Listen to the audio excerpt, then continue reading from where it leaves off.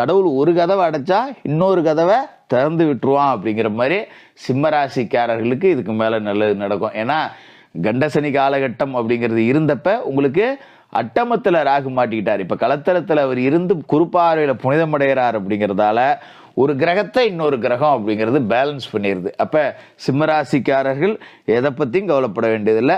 கொஞ்சம் எதுலேயுமே பிடிவாத குணம் அப்படிங்கிறது இருக்கும். இந்த சிம்மராசிக்காரர்களுக்கே தான் பிடிச்ச முயலுக்கு 3 கால் இல்லை 300 கால்னு சொல்லக்கூடிய ஆளுங்களாக இருப்பாங்க.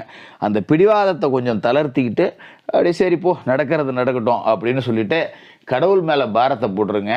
ஞாயிற்றுக்கிழமை தோறும் சூரிய பகவானை வணங்கிட்டு தான் உங்களோட வேலைகளை தொடங்கணும். தினமும் கூட வணங்குங்க, மறந்துட்டா கூட ஞாயிற்றுக்கிழமையில சூரிய நமஸ்காரம் பண்ணிட்டு தான் வேலைகளை தொடங்கணும். அதே மாதிரி பௌர்ணமி அன்னைக்கு சிவாலயங்களில் சத்யநாராயண பூஜை நடக்கும். அங்கே போய் சிவபெருமான மனசார வணங்கிட்டு வாங்க. இந்த ராகு கேது பெயர்ச்சி காலகட்டம் அப்படிங்கிறது